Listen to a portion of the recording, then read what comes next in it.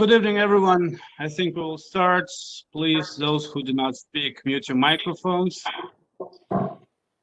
Today we discuss, from my point of view, a very important issue. And I decided to organize this discussion because in the aftermath of the Second Karabakh War, we see very tense developments in South Caucasus region, especially maybe in Georgia. It's not surprising because Georgia now is surrounded by Russian military. What I mean is that Russian military base is in Armenia, Russian army is now in Azerbaijan, and the Russian army is on Georgia's occupied territories. So today we will discuss with our distinguished speakers both domestic and foreign politics in South Caucasus countries, as well as security issues, which are very important, of course. Months ago, I had a session where we discussed cooperation between Georgia and NATO, and using this opportunity, I would just want to once again repeat the importance of this cooperation now. Before we start, I would like to also welcome our distinguished guests, especially ambassadors, Ambassador of Lithuania, Czech Republic, United States, Estonia, Romania, and Croatia. Welcome our guests from European Union countries and United States, and of course from South Caucasus countries. My gratitude to you for your time and for your interest in regional developments. Our distinguished speakers today are EU Special Representative for the South Caucasus, Mr. Toivo Klar, Director of the Regional Studies Center, Mr. Richard Garakasyan, Chairman of the Center of Analysis of International Relations, Ambassador Farid Shafiev, President of the International Relations Council, Dr. Mustafa Aydın, and fellow at the PRC, lecturer at the Baltic Defense College, Ambassador Shota Gvineri. Please, I would like to start with 5-minute speeches of each of our participants for our South Caucasus speakers to cover both domestic and foreign politics, changes after the war. I would like to, with our distinguished participants, to focus today not on something that happened yesterday, but maybe on today and tomorrow. What we see in the future, what we see tomorrow. And for our guests from Turkey and European Union, I would like you to talk a bit about Turkey and European Union role in South Caucasus region. From my perspective, Turkey played a huge role in last developments, and its influence is also increasing in the region. And unfortunately, I would say that OSCE Minsk group was not very effective in conflict resolution. And I would like to start with Mr. Toivo Klar, EU Special Representative for the South Caucasus. Please, your opening remarks. Okay. Thank you very much, and thank you very much for inviting me. I will only be able to join, as I already announced, the first half of the session, which is not the reflection on the topic, but rather on the intense program that of meetings that I have had and still have in Tbilisi this week, and where, of course, the topic of discussion has also very much been the topic of the conference today. This year was a very challenging one for the South Caucasus. Not only had we the war with Armenia and Azerbaijan, we also had the COVID pandemic. We also had a change in power in Sukhumi, and we had elections in Georgia. The European Union has been working closely with the governments in Georgia, in Armenia, and Azerbaijan in fighting COVID, and we will continue to work together to overcome this pandemic. We are heavily invested in the conflict in Georgia, and I had many experts on next steps in this regard. Regarding the war between Armenia and Azerbaijan, there are commentators who have said that the EU was not sufficiently involved. I would disagree. The EU stood squarely behind the European co-chair of the Minsk Group, France, and High Representative Joseph Borrell was also personally involved through numerous contacts with his Armenian and Azerbaijani counterparts. The present situation that we have, the November ceasefire that was brokered by Russia, is undoubtedly challenging. The population of Armenia, which has to come to terms with a military loss, and that is And it is especially difficult for those in Azerbaijan and families who lost loved ones or their homes in the fighting.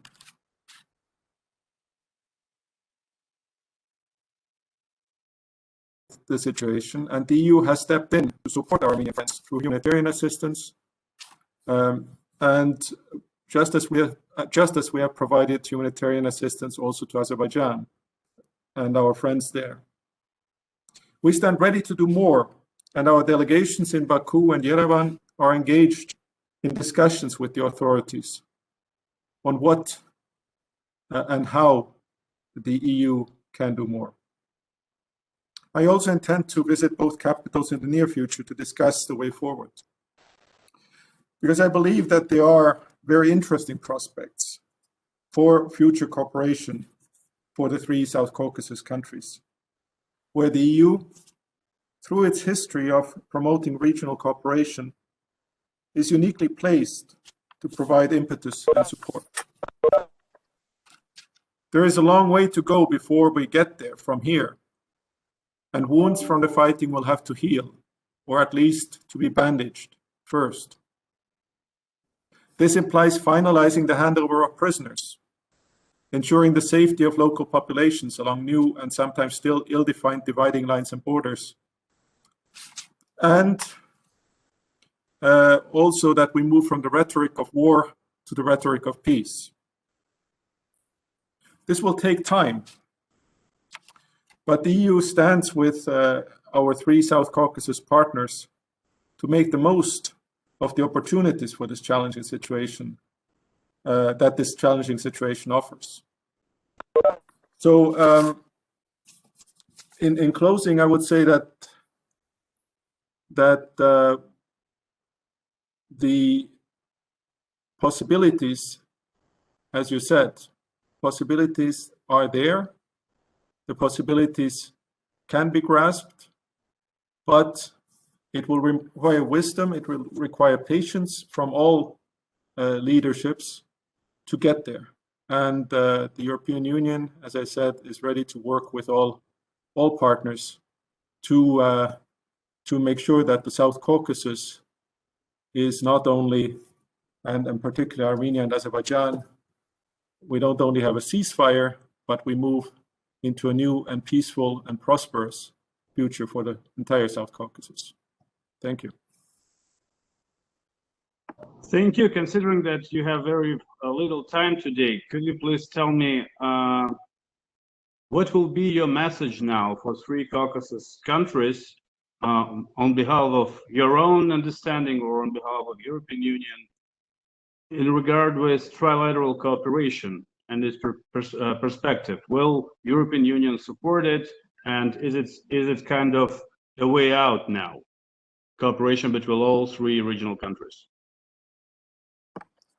Well, as I said, I think it will be important that we first learn to walk before we run, and that means that the wounds of the war have to heal, or at least be bandaged, as I said.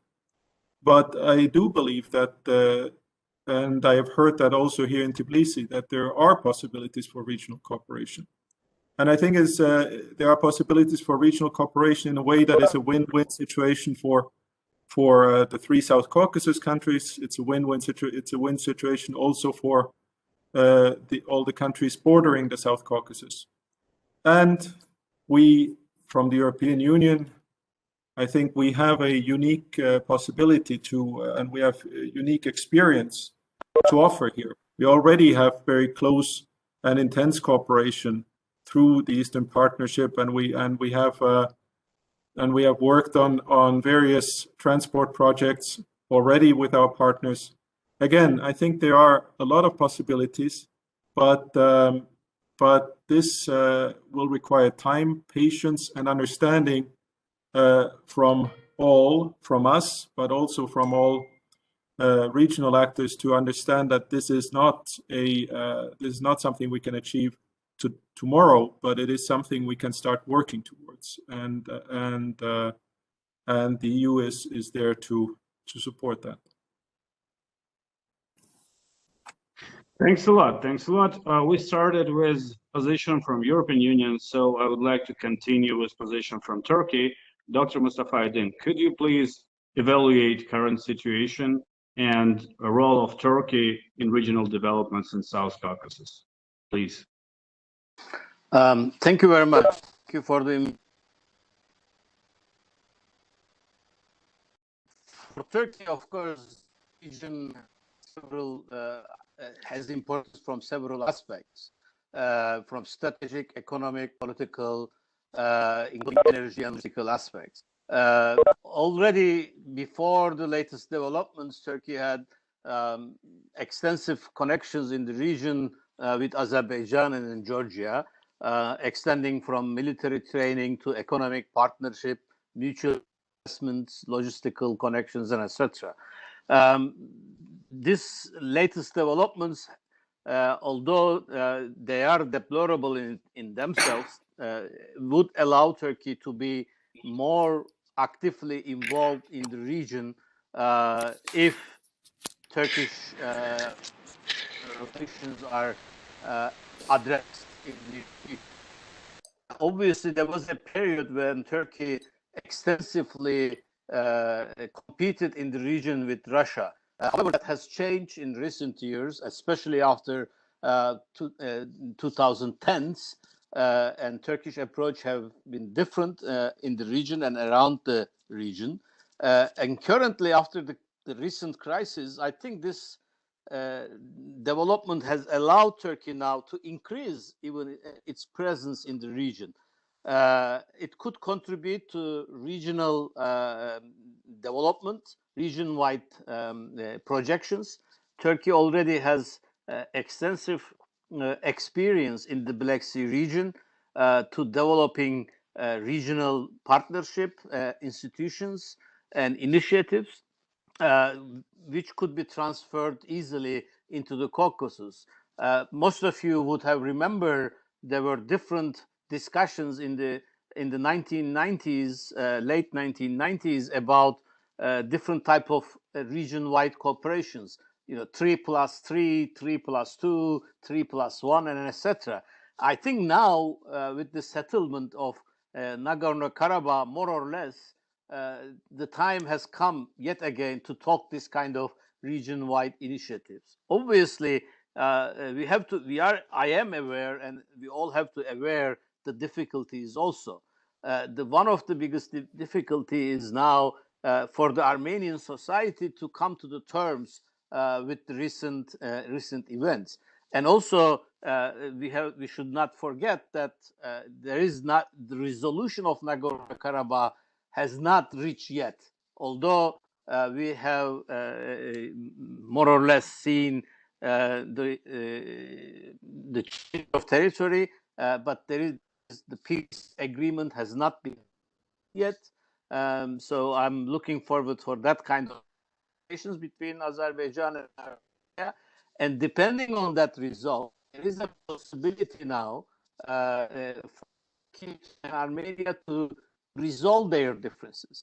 One of the biggest obstacles, and the obstacle that Turkey mentioned to keeping its border closed with Armenia, was the Nagorno-Karabakh, occupation of Nagorno-Karabakh. So that's out of the way now. There is an opportunity for Turkey and Armenia to talk about their own issues and restart this rapprochement process where we had in late 1990s. If we can manage to move along those lines, then there is a real opportunity of creating region-wide economic development programs, opening the borders, creating more linkages, affecting the region really to as all the countries are really asking. We recently completed the first trial run of the first train from Istanbul to China with the connection of the Caucasus. So this kind of connections with the opening borders and establishment of railroads and train connections with all the regional countries, including Armenia, would definitely bring prosperity and more economic wealth to the region and all the countries involved. And I think Turkey is one of the countries that stands to gain from this kind of movement. And there is, of course, investment opportunities if we can move along this line, both for Turkish business people and also regional countries coming to invest in Turkey. And of course, all the problems of the region was not and still is not only related to Nagorno-Karabakh. There are other problems, and especially the territorial integrity of Georgia is still not maintained. It's still in question here. So we have to see development there in order to be able to do something covering all the regional countries.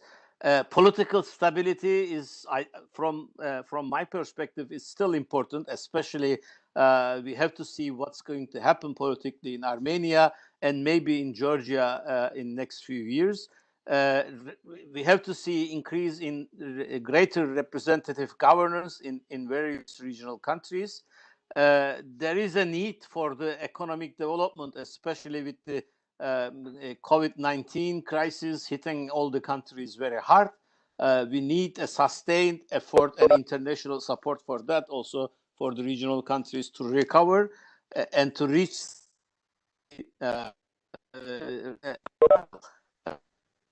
Let me stop here. I think that kind of initial remarks would be enough.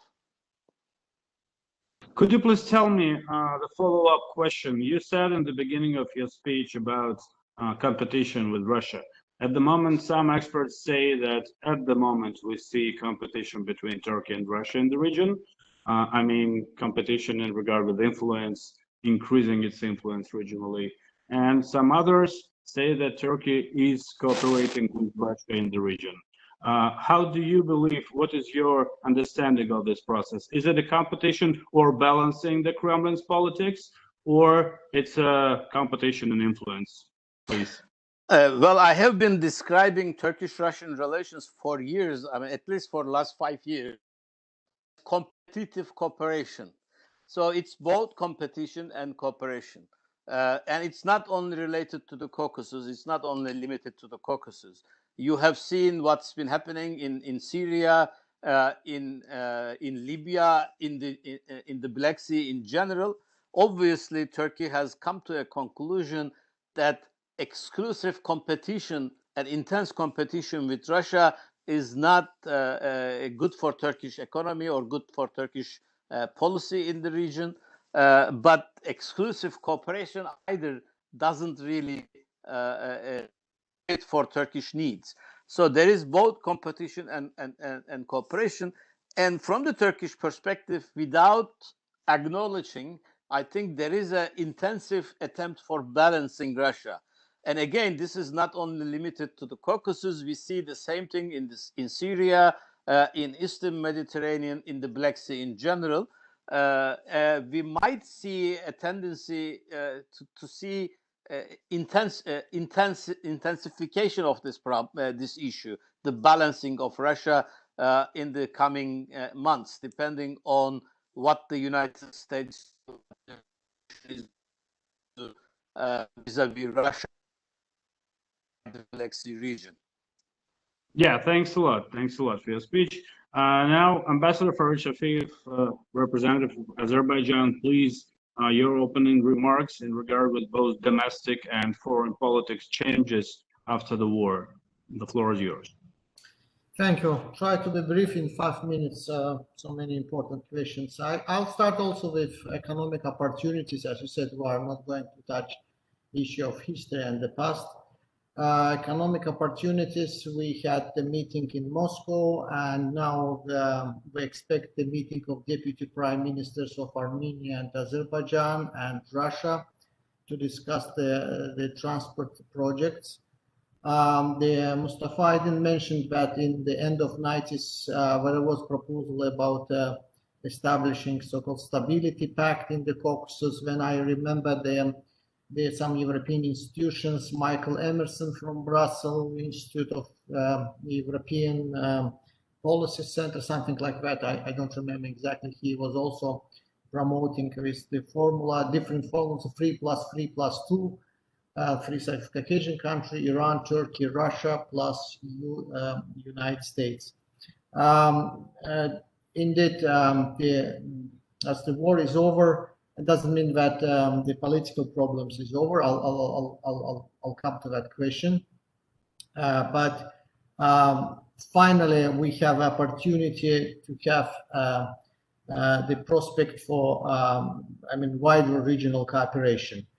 I would like to address a few concerns with this regard. For example, some people some Georgian experts said that the Georgian role will be diminished because of the so-called Nakhchivan corridor will function. I don't think so. Maybe in terms of certain cargo numbers, the role will be diminished. But first of all, I would like to stress that the energy projects which Azerbaijan built through Georgia to Turkey and now the South Corridor, it is unlikely it will stay there for the next 20 years at least. You know, the projects that we're speaking about, South Corridor, the energy corridor. But even in terms of the cargo flow, we're speaking about the long-term projects, the railway projects. I believe the Kutbilisi cars will be still relevant. So will be maybe, again, as I said, in terms of the number in the future, maybe in 5-6 years, if the Nakhchivan corridor will be fully operational. The role of Iran will also concern about the diminished role of Iran because the Nakhchivan region of Azerbaijan Autonomy Republic of Azerbaijan was under blockade, and the cargo was delivered through Iran or through Georgia, Turkey in a long way. Of course, through Nakhchivan will get easy access, but Iran can tap on the north-south corridor, especially if they resolve the issue with the Biden administration. And even future with Armenian railway through Nakhchivan to Iran. So I think the opportunity is much more promising rather than just now to be concerned about the problems. I mean, in terms of the transport flow, the cargos. But of course, there's some of the also in terms of the opportunities for Russia to be connected with Armenia through Azerbaijan's territory. In terms of problems after the November 10th, yes, there is the political problem with implementation article number 4, the full withdrawal of Armenian armed forces. So that is not implemented fully.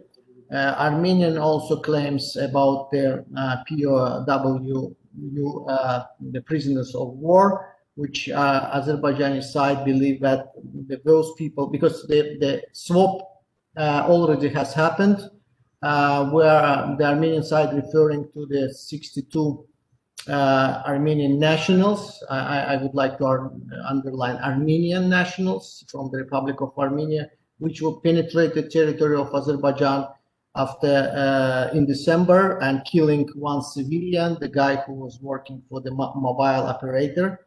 So Azerbaijan consider them is not as a POW, and that position also the third party of this trilateral agreement, Russia also think that they are not POW, but the Russian foreign minister said the swap should be anyway happened.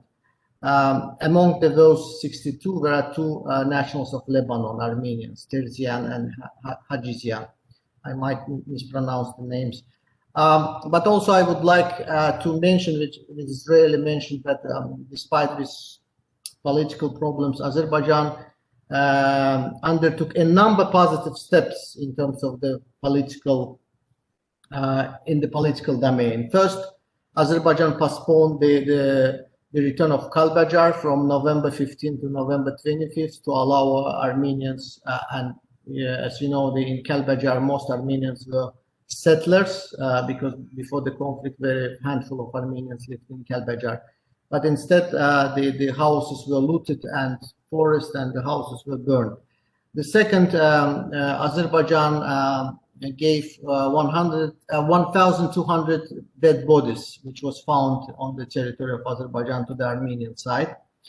The third step, Azerbaijan also allowed to use its territory for the highway Goris-Kafan.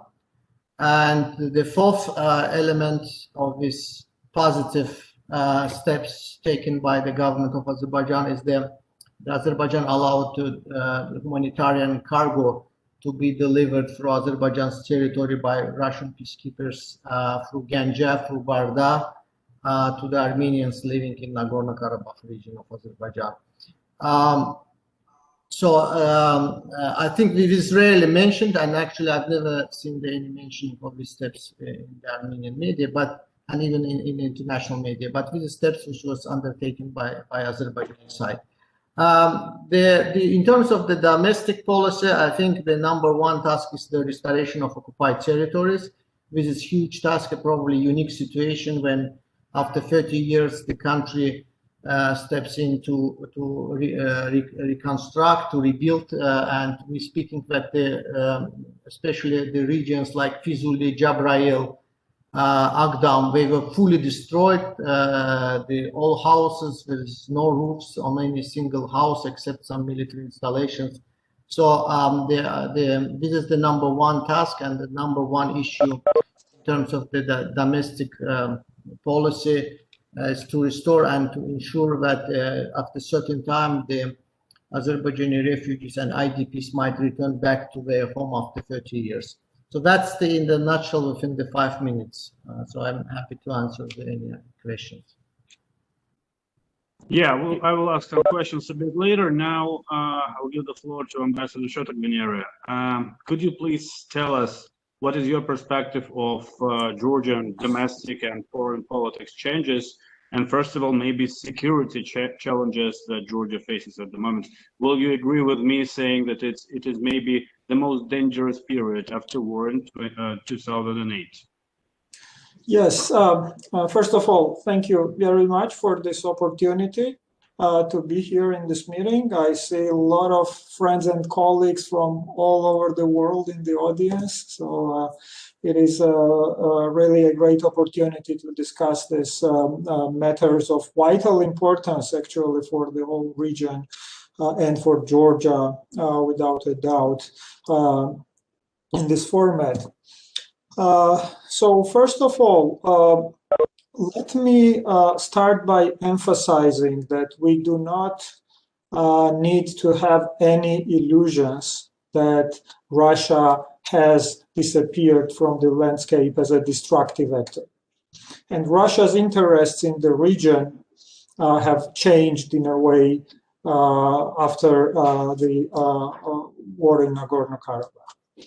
Absolutely not. So Russia's interests in the first place always have been and still are to increase its influence and pressure in the region, which it effectively achieved after the peace deal between Azerbaijan and Armenia, because now Russia has officially and de jure and also on the ground have troops, contingent, military contingent in all 3 South Caucasus countries. And this is an important development for them. So we do not have any illusions that Russians will be happy with big regional cooperation projects, and they will be actually encouraging this cooperation from any perspective. And they will not use their increased influence and footprint in the region to support this kind of new regional initiatives. We all have to be ready and be prepared for that. From the strategic perspective, before we zoom into the region itself, it is important, I think, to underline and analyze that with the COVID pandemic situation all around the world, one of the consequences that every expert is actually predicting that will stay with us here as a long-term consequence of the pandemic crisis is the regionalization. Now, there in this regionalization, there are many different important points, and different political actors and different experts do see this regionalization in a different way, depending on what their view of the world system is. So definitely for the revisionist worldview, where Russians are and other revisionist actors are basically trying to destroy the rules-based international system and increase their influence in their respective neighborhoods and create a sort of multipolar world where big regional players have the right to operate in the region at the expense of the smaller and weaker neighboring states. That's the construct. It has not gone anywhere. So Russia sees the possibility right there. And this is very obvious that by, undermining or I don't want to say undermining, but basically proving the inefficiency of the international mechanisms with regard to bringing peace to the war between Armenia and Azerbaijan, and negotiating a deal with 3 signatures on the paper after the attempts from President of France, after the attempts of the Secretary of State of the United States. That all happened. Yes, of course, I agree with the previous speakers on that in October, European and the US actors, they tried to influence the process. They had extensive negotiations with the parties, but in the end, what happened is that the deal was achieved by the mediation from Moscow, and there is a Russian signature on that deal. So my main point here is that, of course, we all are in the same boat. Of course, there is no prospect for us to achieve too much in developing our countries or promoting regional peace or prosperity without cooperation with each other, but we have to understand that there will be the obstacles along this way, and we will have to invest much more and much more specifically into the understanding, common understanding of the future of the region. This is the most important thing. And I was very happy when I read that Azerbaijan and Turkmenistan are, advancing their cooperation. They will have a joint exploration of the disputed areas, long disputed areas in Caspian. They signed the agreement on cooperation in transport and logistics area. This is all great. This is all very good. So we will need to take advantage of that. We will have to talk to each other in much profound and much more detailed way to see what is the future of that region and what the role of every player in this bigger geopolitical game will be. Could you please briefly highlight the major security challenges at the moment? Do you see that this active presence of Russian Federation is making Georgia surrounded by Russian forces from each side? Of course, you can feel enormous pressure in Tbilisi and in Georgia from Russia and Moscow. I wouldn't say that at this point in time, conventional military threat from the Russian Federation is most likely. Because they have very effectively exploited other tools of influence in Georgia. And what they see in Georgia is exactly what they need. Polarized country, 2 different opposing groups of politicians, the media, the society living in their own bubbles and ready to, ready to kill each other over the differences of the opinion, So this is the environment which is the paradise for the Russian Federation. They do have a lot of opportunities to influence Georgia in this hybrid environment. So this is definitely a great threat that Russian influences in Georgia are increasing every time. And they are, I would say, all-time high in the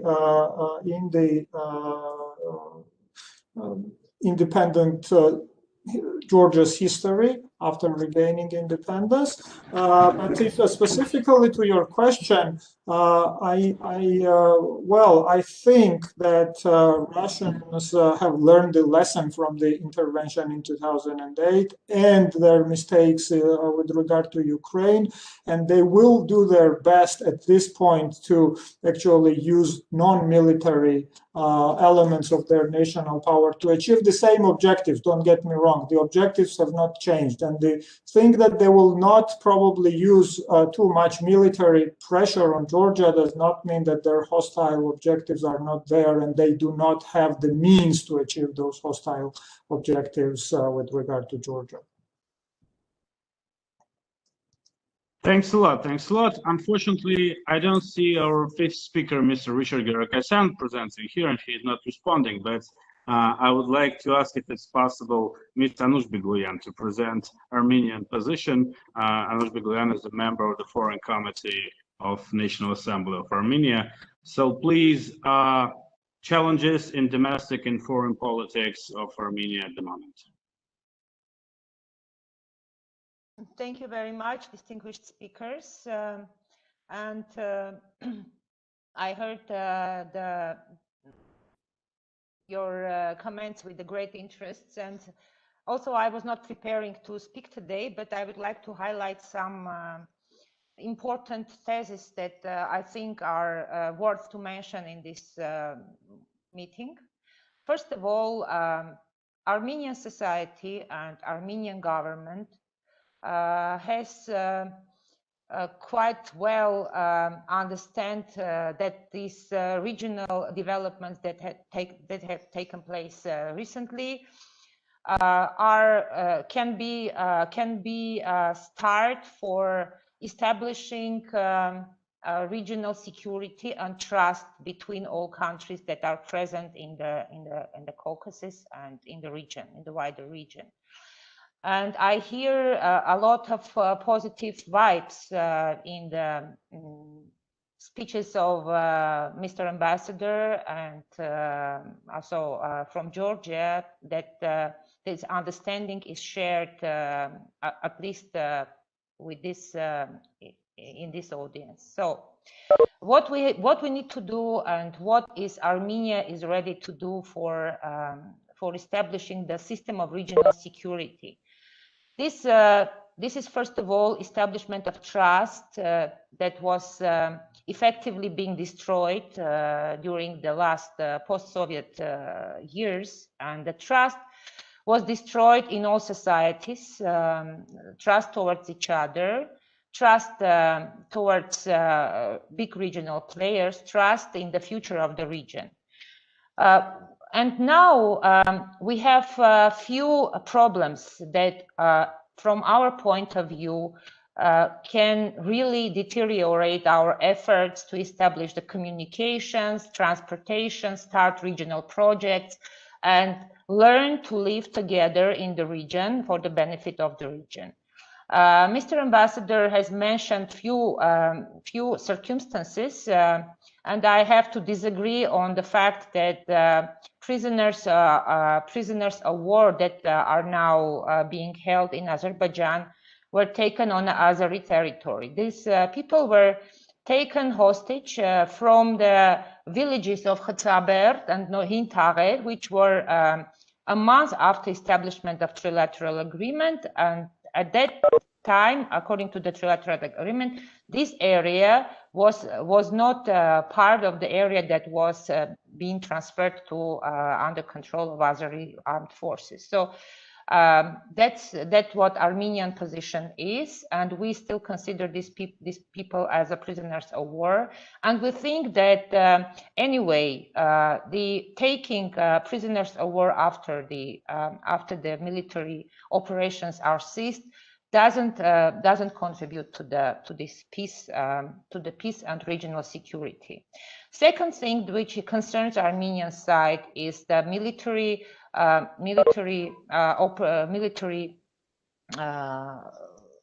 exercises that will be held by Turkey and Azerbaijan, which also we think do not contribute to the establishment of the peace and trust and regional security.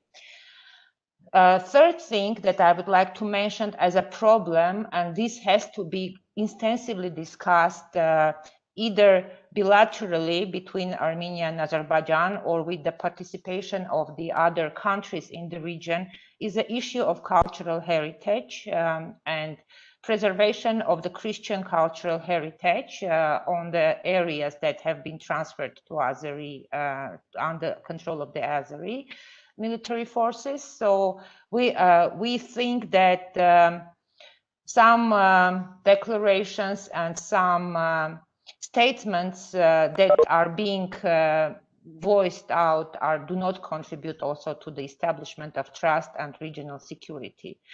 I would like to mention that all these problems are, of course, subject to be solved, and it's nothing that cannot be solved. So we think that any movement, any plans for the future of this region, including Russian presence in the region, military presence in the region, which has been mentioned, is a matter of solution if the countries in the region that are present in the region will establish a reliable regional security system that does not require additional presence of anyone. Then, to finalize my speech, I would like to thank everyone, and I would like to thank the European Union, of course, for being present in the region, for playing very important role in post-Soviet, post-war developments, and so we look forward for the more involvement of the European Union, even more involvement, because I think that the region needs a balance of various players, powerful players, to balance each other anyway. Thank you. Thanks a lot. Thanks a lot. Please don't leave us. We will now have some questions. And please, our distinguished guests, if you have some questions, raise your hands or text it in chat. And I will just start. Yeah, please. Thank you. Well, it's always interesting to hear different perspectives, particularly on regional issues as such. Well, I'm joining the debate from Azerbaijan. I'm counselor at the Turkish Mission Embassy in Baku. And with your permission, I would like to make some general comments and then ask a few questions to the panelists, and they're all welcome to comment. Well, Turkey has always supported and will always lend its support to Azerbaijan in Nagorno-Karabakh conflict, not that because we're brotherly nations, but due to the fact that Azerbaijan has been right and just in its endeavors to restore its internationally recognized territories. And Azerbaijan, like Turkey, is also visionary in its approaches to regional matters and promotes sustainable peace, cooperation, and welfare on the basis of regional ownership. And as we see, after the war, after 30 years, the region finally has opportunity and conditions conducive to building sustainable peace. And all the countries in the region can reap the benefits of peace and economic opportunities involved, which some of the panelists rightly touched upon. And of course, not everything may stand as in the most desirable state, but we all, of course, want to see sustainable peace in Karabakh without the need for peace or monitoring missions on the ground. And we all want to see peaceful, stable, and economically developed Karabakh, which was not possible in the past 30 years. And now it has the prospect to achieve all this. And for this aim, we all believe that every side has a role to play. So my question is about the role of diaspora and Armenian, for instance, or others that can play or contribute to or sponsor even with the vast amount of resources that can be mobilized so easily as we saw it during the war, but this time to support the peace building efforts in the regions. And I want to ask what positive things can they do to support peace or to support building trust among the two communities? And also second question that comes to mind is which international organizations could contribute best to promote peace projects in the region? I thank you. Thanks a lot. First of all, I would like to say that we in Georgia are trying to initiate lots of different kind of projects to invite our friends from Armenia and Azerbaijan and discuss some formats together. But of course, please, first, Mr. Ambassador Farid Shafif. Thank you very much. Just a few remarks.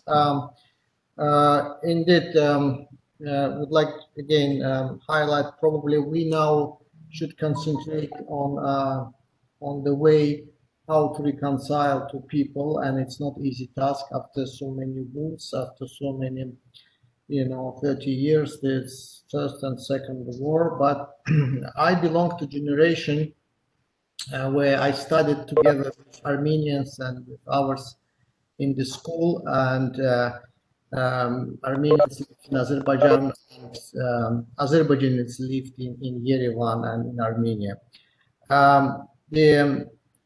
We have to break this cycle of mutual accusation.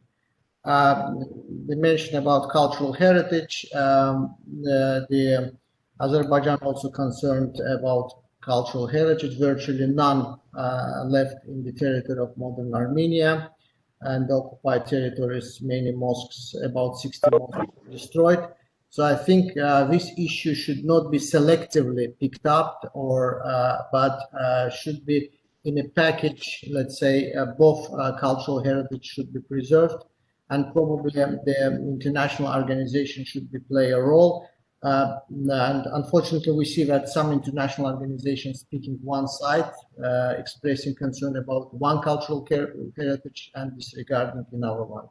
But I agree with the point about Anush Beglayan made about maybe we in a few years, I don't know, in 5 and 10 years, will create a situation when we will not need we won't need the foreign troops on our territory. That's the ideal situation. The military, we don't have military base in Armenian, Russian military base. Now we have the Russian peacekeepers. In order to achieve the security architecture in the region, we have to agree on certain principles. And I think my Georgian colleague will agree with me that one of the pillars of the regional security system, and we're referring to European Union, here we see so many ambassadors from European Union, one of the main pillars of the European security is the principle of territorial integrity. Once we agree on that, with respect to each other's territorial integrity, then we can move forward. Definitely issue of the protection of minorities, cultural and some other rights, some self-rule engagements, that also should come in order to ensure that all ethnic minorities live in peace and harmony. And the question about probably diaspora should be addressed not by, we don't have really the big diaspora, Azerbaijan diaspora, at least it's not the big factor in our domestic politics or foreign policy. But a role of international organization, I think, yes, the peace building experience, European Union might play a role, and Georgia was always the place where the civil society members met in Tbilisi, and probably we have to now maybe Georgia will won't have the monopoly. Maybe we have to gradually move into both countries some of the institutions which will work in terms of reconciliation. Thank you. I like the monopoly a lot. Could you please, Ambassador Shafif, could you please also add Mr. Andrus Ratz from German Council on Foreign Relations is asking, do you have some information about the current size and composition of the Russian peacekeepers in Azerbaijan? Well, according to the agreement, it's 1,960 people. There's some additional people coming for the work of the humanitarian center. And the main issue that we have not agreed with Russians on the mandate of Russian peacekeeping forces.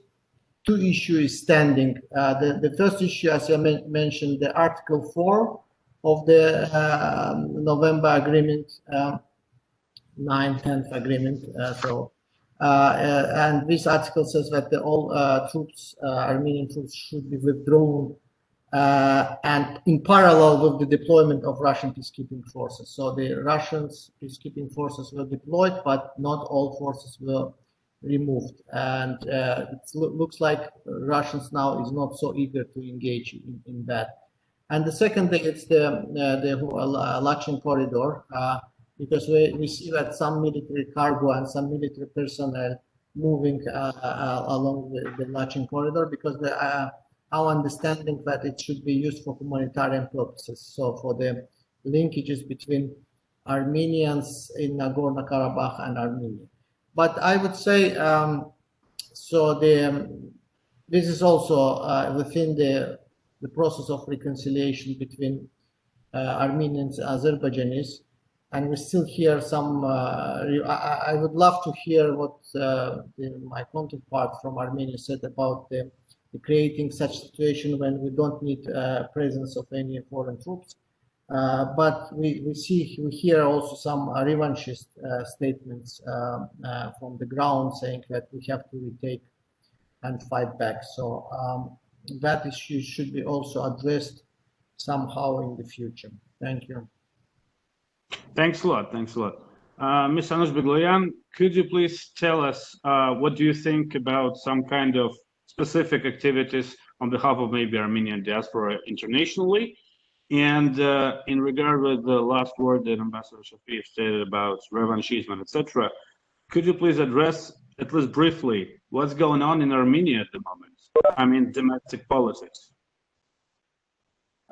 Thank you. First of all, I would like to have some general maybe call to everyone, since the peace process, and as it was mentioned, the resolution of Nagorno-Karabakh conflict is far from the end, and the negotiations are still to be held on the final resolution and for the peace agreement, for the long-standing peace agreement. I would not want that we enter now into the stage of these negotiations, finding out who's and what is the status of Nagorno-Karabakh itself. And so when we say about the principle of territorial integrity, we have to mention two other important principles mentioned that are contained in the Helsinki Final Act, which is the peaceful resolution of the conflicts and right of people to self-determination, together with the principle of territorial integrity. Of course, I do not deny that it is there, but we have to consider these three principles together and do not give any preference to one principle. Especially, I think that the main principle here is non-use of the military force when resolving the conflict. So at this point, I would like to stop this discussion because Here, I think the main negotiations will be held by our ministries of foreign affairs, I hope with the mediation of the OSCE Minsk Group co-chairs. Regarding the also I think that we have to look into the future, not to return to these endless disputes of who was the first, whose is this territory, historical overviews, etc. Because here, as you know, Armenians are the best for citing many ancient writers and doing all this kind of historical overviews. I don't want to enter into this because we have been doing this both sides for 30 years, and it brought us to the war. Regarding the revanchist and other kind of announcements, I have to say that Armenia is a democratic country, and a lot of different political forces, different groups, including nationalistic groups, including many, politically engaged and maybe driven by the various motives, groups can announce anything they want. But I would like to call to everyone to listen to the announcements and to the statements made by the ruling party, by the authorities, by the Ministry of Foreign Affairs and the Prime Minister's office, which and also members of parliament, which has clearly stated that revanchism and all kind of military solutions and living for revenge is not something that Armenia and Armenian people want, and Armenian state is meant to be. So that when the Armenian media is monitored, it may create a wrong impression that this is something that is a position of our authorities, which is absolutely not. I would like to call everyone to follow official sources and official websites and official comments of our ministries and Prime Minister office. Regarding diaspora is interesting issue. Armenian diaspora, especially after the post-war, is highly concentrated and is highly convinced that Armenia has to build a strong state which will be an equal partner for all countries in the region. So diaspora currently, I cannot speak on every group, because the Armenian diaspora is also very diverse and very has different thoughts and different visions. But the vibes that we hear from diaspora, especially those who have left Armenia recently after the collapse of the Soviet Union, is building Armenia, building Armenian national state, and building Armenia as a strong and equal partner in the region. Yeah, thanks a lot. Thank you. Dr. Aydın, could you please tell us, how do you believe Turkey may play or should play some role in peacekeeping activities, regarding that Armenia is not considering Turkey as a reliable partner in the region at the moment, and whether there is a role for Turkey in this peace-building process? Well, that's unfortunate, of course, that the Armenian side Turkey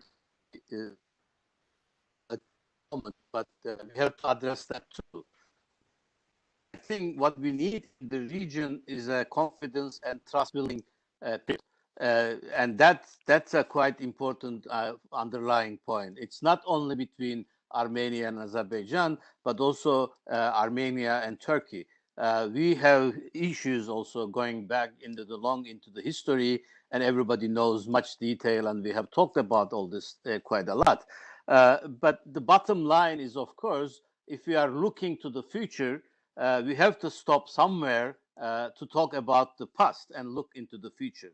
And the one way of doing that is instead of instigating new doubts into each other, we have to try to build more confidences. And of course, Turkey could really help the situation because of its where it is geographically, and because of its economic connections to the region and what it could contribute to the region. Already we can see Turkish contribution, how useful the Turkish contribution is.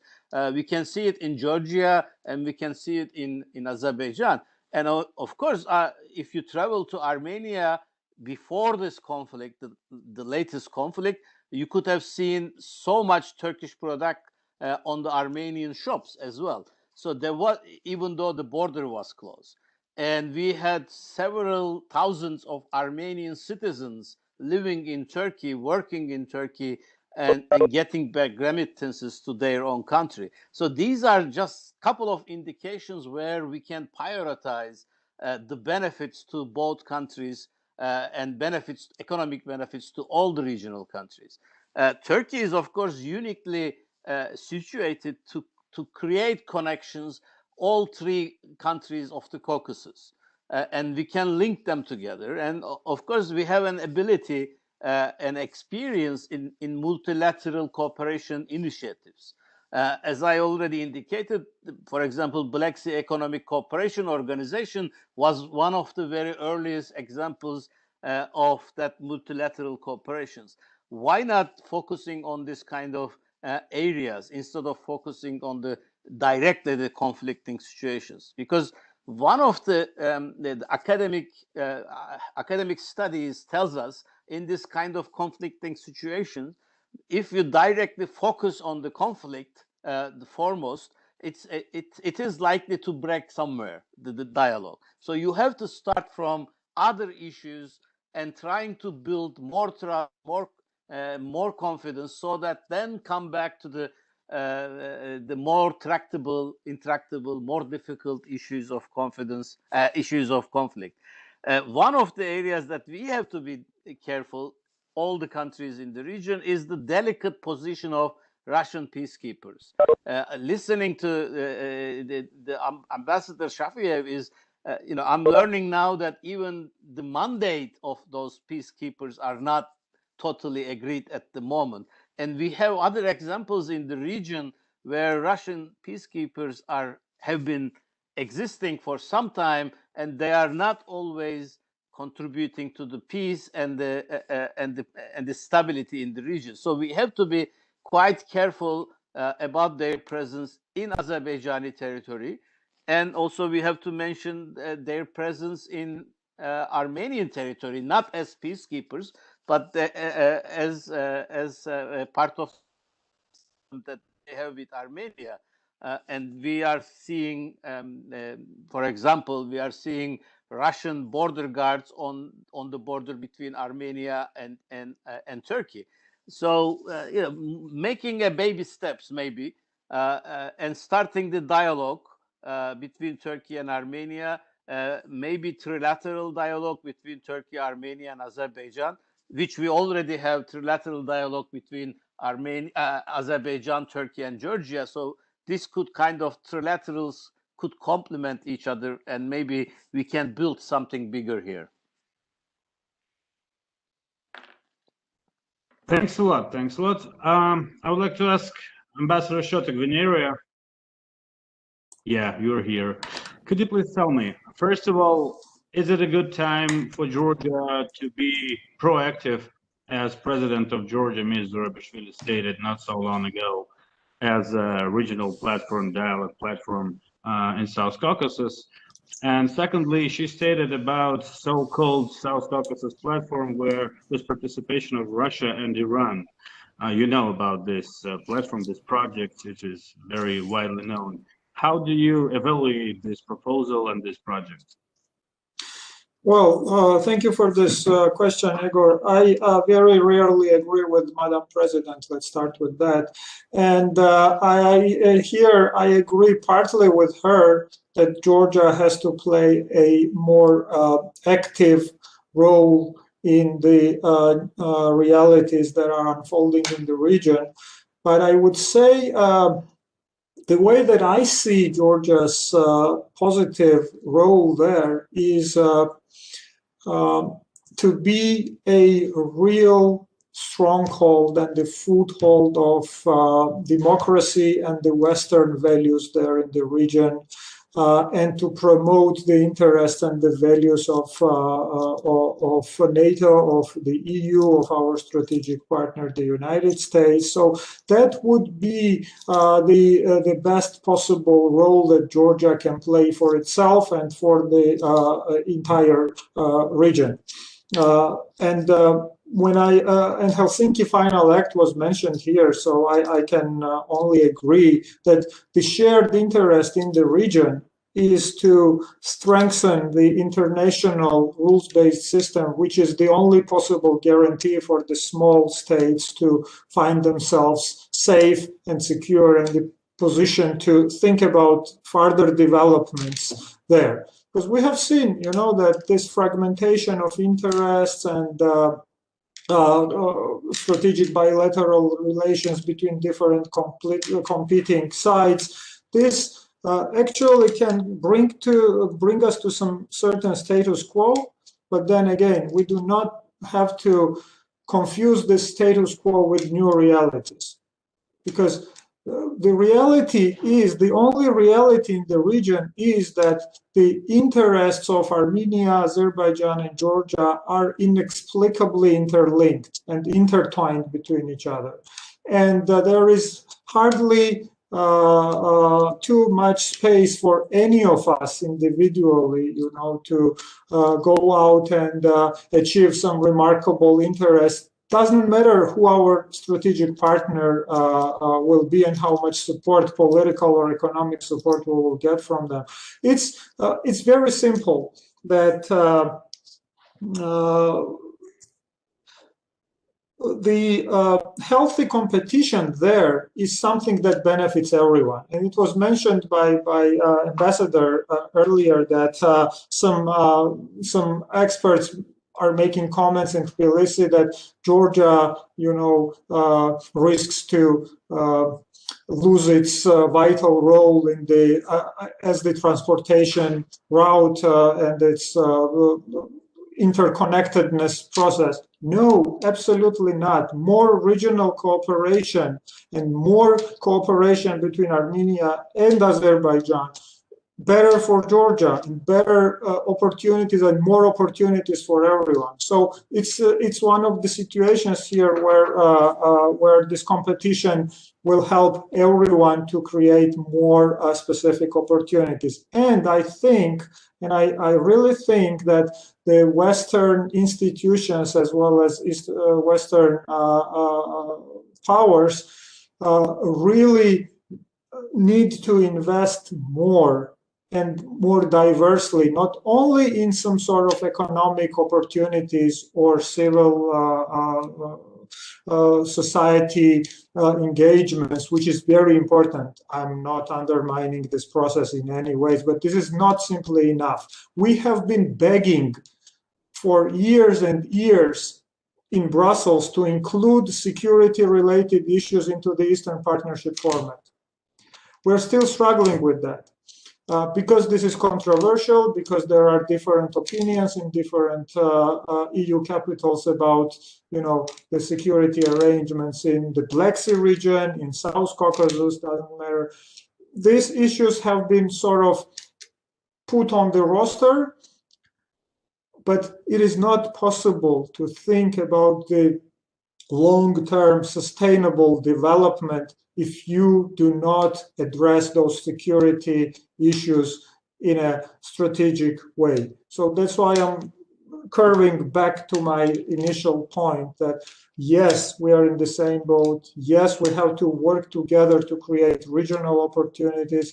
And yes, we have to engage Western interests there much more actively to make sure that you know, we create more opportunities and possibilities for everyone to develop and not create this, you know, muddy waters for the destructive actors to use our dependence on them for their own advantage. Yeah, thanks a lot. And I would maybe add that I would like to ask all our distinguished guests to take a closer look at what's going on in Georgia, because in Georgia we also have huge domestic problems and political crisis, one-party rule in the parliament. And of course, it is a challenge, especially in such a difficult period when Georgia should, as Ambassador Gvinera just said, be a country cooperating with the United States, NATO, European Union, and etc. So, and just please. one little sentence, if I may, Sure. or forgive me. It was heartbreaking for me to see one of the first statements from the White House, which was the press release following the telephone conversation between President Biden and President Putin. And the topics that they have discussed included many important issues, but you know, the things that we're discussing here have not been hinted there, and alongside the pattern that we all are used to, supporting Georgia's sovereignty alongside when Ukraine's sovereignty is supported, at least for the United States, it's a existing and well-established pattern. It was not mentioned there. Georgia was not mentioned there at all, which speaks a lot about our foreign policy. It speaks a lot about how we managed to actually position ourselves as the strategic partners for the West and the stronghold and the gateway to the wider region for our Western friends and allies. So yes, I would support Igor's call. Please pay closer attention to what is going on in Georgia, ask questions, and actually engage much more actively to find out how much is the gap between the declared foreign policy and actual actions that are being taken by the current Georgian authorities. Unfortunately. Yeah, please, Ambassador Shafiev, I would like to ask you to make your closing remarks and address international community we have here today with the major challenges Azerbaijan is going through at the moment, because we heard a lot about some disagreements with Russia, some internal processes. So what are the main challenges you would like to ask international community to focus on in Azerbaijan? Yeah, definitely. Today's discussion also manifests we have disagreement with Armenia, but I would like to focus on the general topic of today's discussion. It's the prospect of regional cooperation. And also it's not easy, and we see that also the format 3+3 is not like will go easily. So that's why we might think about to start or develop further what we have on the ground, like for example the format 3 countries: Azerbaijan, Georgia, Turkey, and then the Iran, Azerbaijan, Russia, that is the format of Iran, Armenia, Russia. So, and then as in the future the conditions permit, putting this puzzle together as a 6 countries format, though maybe somebody thinks it's far from real now, but in the future it might be. But I would like to tell you, despite the difficulties, despite the disagreements, including, as I said, we have some issues also to discuss with the Russian side. Azerbaijan is now, would like to engage with all countries. Would like to seek the solution to all these problems, rather than trying to exacerbate them. So that's the position of Azerbaijan. I think as I said, the future of the region lies in the territorial integrity of 3 countries of South Caucasus: Georgia, I would underline, Azerbaijan and Armenia. Respect for this principle, respect for the ethnic minorities, development, the regional development, And then, of course, we have to engage with the external actors. And sometimes we have disagreements, like Armenia and Turkey has. Sometimes Azerbaijan has with other external actors, with Russia, with Iran. And we have the countries, United States, EU. United States has disagreement with Iran, which affects our region anyway, or US and Russia. But that's, as a former diplomat, I would like to believe now in think tank activities that to find the diplomatic solution for all these problems, because just to return the questions about the peaceful resolutions, this is indeed the ideal situation, but not ideal to wait 30 years for the diplomatic solution. So hopefully we won't wait another 30 years to find all these current problems to be resolved. Thank you. Thanks a lot. Ms. Anush Begloyan, please, your closing remarks in regard with trilateral cooperation and future of the South Caucasus, or maybe challenges you want to talk about in front of international community. Thank you. Thank you. Thank you. First of all, I would like to say that, of course, we have to learn to live in the region peacefully. It's not the multi-story house when you can sell your apartment and go to live somewhere else. We are bound to live as neighbors, all countries of the region. And for that, we have to learn. I'm talking not about only Azerbaijani society, but also about Armenian society, everyone. We have to learn to perceive each other as neighbors. For that, we need to start with the small practical things, like this meeting of the vice ministers discussing the transportation communications opening. Doesn't matter if this meeting will be ended with success or not, but the fact that the working group has formed is a positive development. That means that on the middle level, on the maybe low level, people will learn to talk to each other, to speak to each other, and to agree, disagree with respect. I think that one of the main challenges in the region, in all, especially, I think that we have to unfortunately say that a lot of, and the ambassador also said that he grew in the society where Armenians were perceived as so-called others, to learn to perceive each other as human beings and as equals, and stop thinking about each other as enemies. I'm sorry for interrupting, but I've never said that I grew up in the society. I said that I grew up with the Armenian schoolmates. Sorry. Oh, I see. Maybe I misunderstood. Anyway, the meaning is the same. I mean, we have to return then that feeling. And so my call is to find the ground zero and start from the zero and start learning to live in the region. What about the Russian peacekeepers? Very important also to accept that they are already in the region. Whatever has brought them here is already over. We cannot change this reality, so they are here.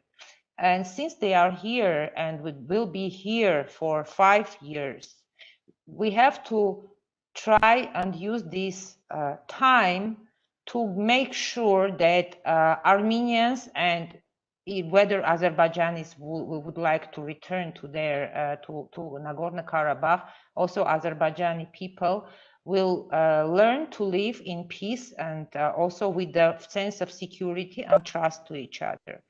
So depending on the success of this endeavor, we will have foreign forces in the region either for another 5 years, or we will have a region secure and stable for the years to come.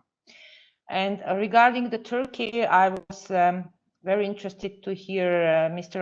Aydın, Dr. Aydın's comments, and we have been hearing the vibes from Turkey and calls for maybe reconciliation and establishment of the trust that has been missing since 30 years. And so we think that this is the really, really complicated and interesting times that we will be living together. And maybe if the region will become maybe this balanced and the military exercises in the region will not be needed between the countries, maybe it will be a start of the good process of a dialogue, not only on the people level, but also on the government's level. Thank you. Thanks a lot. I think actually that it is some kind of beginning, because we have only, I don't know how many, 3 months, 2 months and a half after the war, and maybe it's still emotional, and processes are taking place in Armenia, in Georgia, are very difficult at the moment. I mean, political crises in both countries, and we have to maybe wait a little bit more to analyze the situation and maybe suggest some concrete specific activities, joint activities. But from Georgian perspective, I live in Georgia, Ambassador Glinera represents Georgia today. From Georgia perspective, this is a Caucasus platform with participation of Armenia, Georgia, Azerbaijan, Turkey, European Union, United States, and NATO allies. So today we have the first meeting of such kind of Caucasus platform, and I think it was very, very useful. And thanks again to you, our distinguished speakers and our distinguished guests. I believe that we will make such kind of formats each 2 months to discuss all developments, and maybe we will already see some specific steps to make in the framework of the second discussion. Thank you all for joining today, and thank you for your time.